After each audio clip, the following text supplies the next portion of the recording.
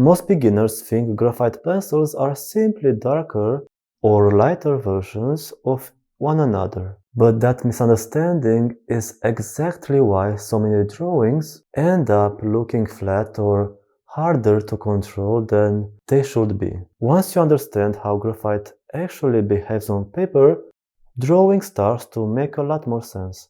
To show this in practice and help you understand better, I'm also going to create a realistic leaf. But what pencil grades actually mean? Let's start with one of the biggest beginner confusions: H and B pencils. A lot of people think the numbers only mean darker or lighter graphite, but they actually affect how the pencil behaves on paper. H pencils are harder. They create lighter marks, stay sharper longer, and are useful for cleaner structures, light shading, and even early sketching. B pencils are softer. They create darker values much more easily and are better for shadows, contrast, and creating depth. This doesn't mean that one is better than the other. Realistic drawings usually use a mix of both. Do you ever wonder why your drawings look flat? And one of the biggest reasons drawings don't look realistic has nothing to do with details.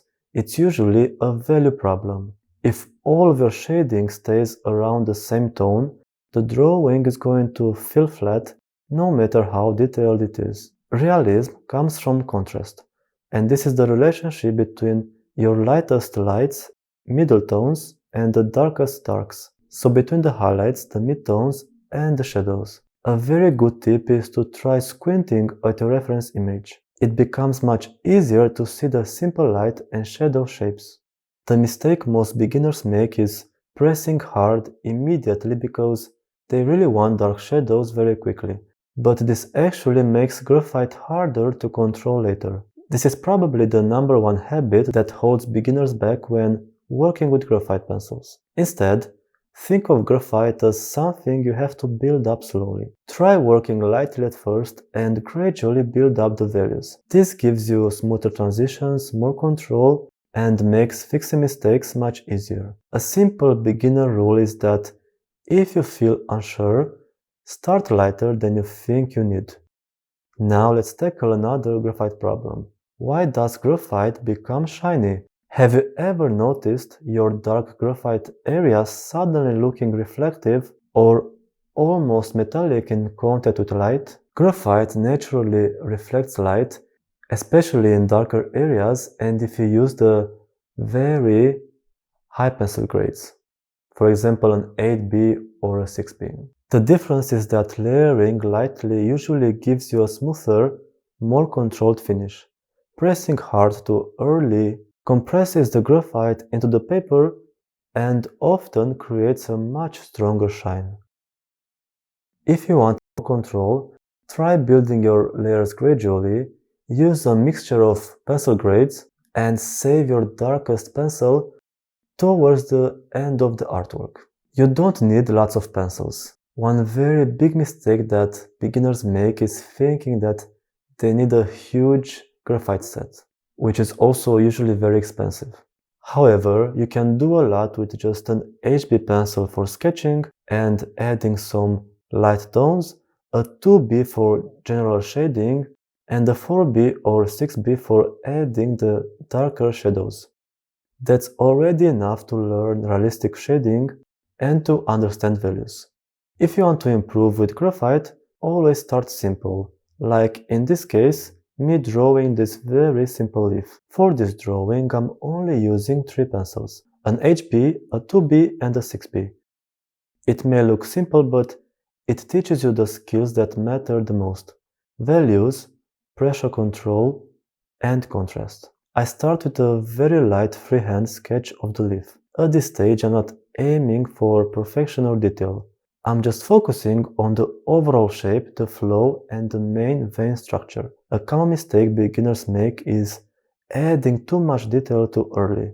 It usually works better to simplify first. If the proportions and the structure are on point, the smaller details fall into place much more easily later on. I also keep the sketch extremely light. One reason for this is that once the darker graphite lines are down, it becomes much harder to control and refine everything that's going later on top of those lines. Once the sketch is finished, I go in with a kneaded eraser and gently lighten up the lines even further. This step gives me much more flexibility when I start layering the graphite. It softens the drawing just enough so the sketch is still visible, but it doesn't dominate the later stages. It also prevents the sketch from showing through the layers of the drawing later on and taking the attention away from the values and the details. After that, I begin building the drawing's base layers with the HB pencil. This stage is all about laying down the base layers.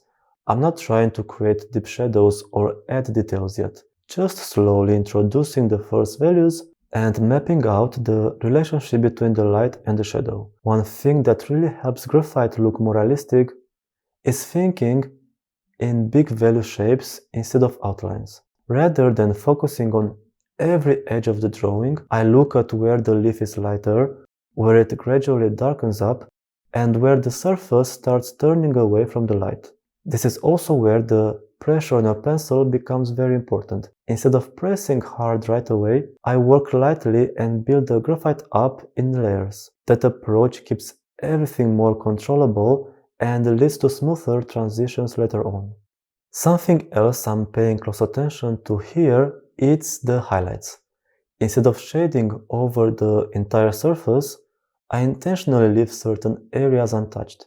In graphite drawings, the clean white of the paper often becomes your brightest highlight. A common beginner mistake is losing those highlights early on by covering everything up with graphite and then trying to erase the light areas back later on and trying to recover those highlights. Sometimes that can work, but it often feels less clean and less controlled. So by erasing, the highlight isn't going to be as bright as if you'll just leave the paper untouched. Preserving the highlights from the beginning usually leads to a much stronger and a more natural result. Once the lighter foundation is in place, I switch to the 2B pencil. This is where the leaf really starts to take on a sense of dimension. The 2B pencil is ideal for building midtones because it reaches darker values more easily than an HB pencil while still giving a lot of good control. Instead of jumping into details, I stayed focused on the larger forms first. I observe where the leaf bends, where the veins create subtle shadows, and where the values shift gradually from light to dark. Something important to understand is that realism comes more from the relationship between the values rather than from the details. You can add plenty of textures and a lot of fine lines, but if the structure of the light and the shadow isn't right, in the end the drawing is going to still feel flat. I'm also careful not to overblend or overwork the graphite. A lot of beginners assume that smooth shading comes from smudging, but in reality, smooth graphite is usually the result of good layering and a lot of controlled pressure. By gradually building the graphite instead of forcing it and making it darker right away, the transitions are going to naturally become softer and more even. Once the midtones are established, I bring in the 6B pencil, but I'm going to use it only in some particular areas. This is something beginners mostly misunderstand. Just because it's the darkest pencil, it doesn't mean that it should be used everywhere. Instead, I just keep it for the deepest shadows to create the strongest contrast and to add the darkest accents. If you use it this way, the 6B pencil helps create depth without making the drawing feel too heavy or overworked. And this is where contrast becomes really important, because placing darker values next to lighter ones makes the highlights stand out more and gives the leaf a stronger sense of three-dimensional form. I also add a soft shadow underneath the leaf. It might seem like a very small detail, but it really helps ground the subject and prevents it from looking like it's just floating around on the page. Even a subtle cast shadow can make the entire drawing feel more realistic and interesting. As I get closer to the end of the artwork, I slowly add a few final details and strengthen a few darker accents, but only after the values are already working and they look good. And that order really matters. When the values are correct, the details are going to enhance the realism. But if the values are off, adding more detail usually just makes the drawing feel more cluttered instead of helping it.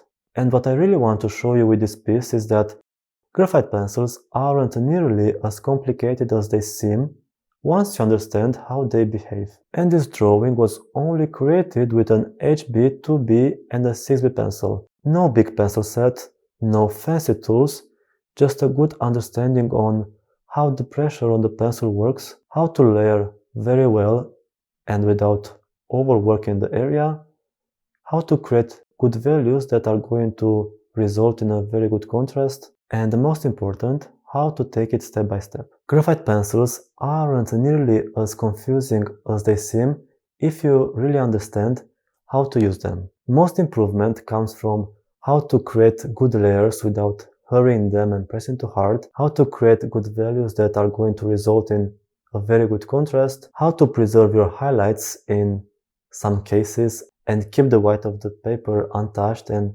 use it in your advantage later on, and how to stop yourself from drawing every tiny detail and just overwhelm the drawing with too many details. If you found this video helpful and want more beginner-friendly tutorials in graphite with real-time voiceover and footage, you can check out my Patreon. It's a great way to support the channel and to continue learning at your own pace. The link can be found in the description and also in the first comment. A like on this video, a subscribe, and a quick comment letting me know what you thought about this video would really help me a lot, and it only takes a few seconds from you. Thank you so much for watching, and I'm going to see you in my next video.